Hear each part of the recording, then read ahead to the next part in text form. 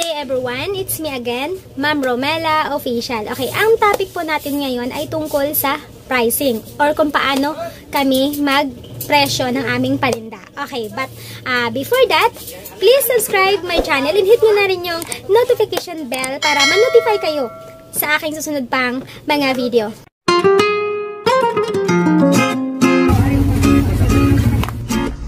Alam nyo po ba ang hirap magpresyo ng paninda kapag marami kang kakompetensya? Okay, paano ko nga ba nasabi yun?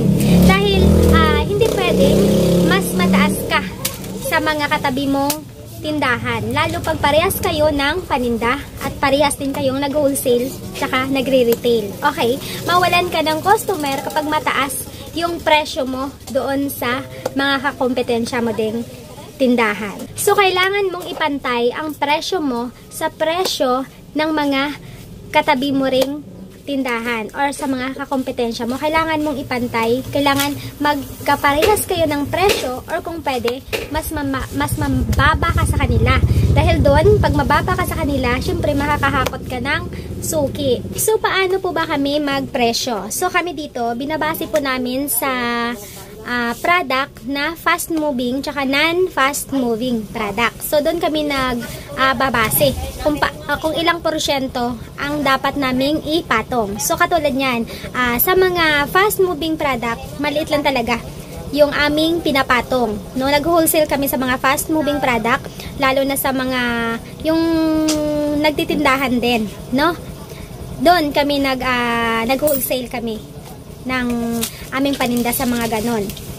So, mababa lang. Pag wholesale price, no, mababa lang talaga. Nasa 3% to 5% lang ang pwede mong ipatong. Minsan, nagtataka ako kung bakit ang baba ng binibigay na presyo nung kakompetensya ko. No, kasi nagsisimula pa lang ako noon. So, nalagay ako doon sa hindi ako booking. Hindi ako nakakuha ng ahente. Kasi sa ahente, merong mga ahente talaga or supplier na mababa. So, dahil matagal na sila, mas una sila sa akin, no? Meron silang kinukuhaan pala na mga distributor or supplier na mas mababa yung bigay sa kanila. Lalo pag nakikita ng supplier or distributor na malaki yung order ng tindahan, no, binibigyan pala yan ng mga discount, mga target na kung saan nagkakaroon sila ng mga incentives. So, ang ginagawa pala ng mga tindahan na yan, kung bakit mababa yung bigay nila sa mga mamimili ay dahil meron na pala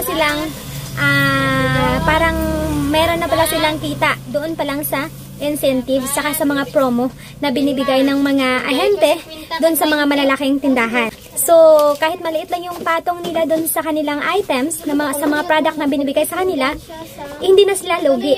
Dahil, meron na pala silang kita dahil sa mga incentives, saka sa mga promo, at sa mga discounted na mga product, meron silang ganon. Kaya pala, mababa yung presyo na pwede nilang maibigay sa customer.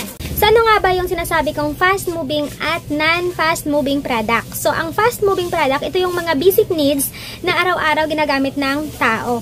Or, ito yung mga produkto na talagang mabenta talaga sa araw-araw. At yung mga non-fast moving naman, ito naman yung mga items na bibihira lang hanapin. Or, hindi siya masyadong gumagalaw. Dito sa mga ganito, shampoo, powder. Okay, paano nga ba kami magpresyo dito? Dito, per dozen kami magpresyo. Okay, so ang pinapatong namin, 3 to 5% yung pinapatong namin. Pero karamihan, 5% yung pinapatong namin. Kasi, sa plastic pa lang guys, naku, ang mahal ng plastic. Ang mahal ng halos ngayon.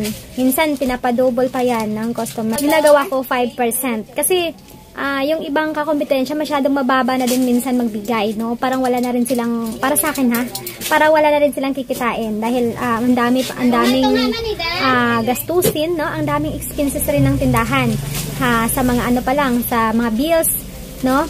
Rent mo, tauhan mo. So, parang hindi mo na siya kakayanin kapag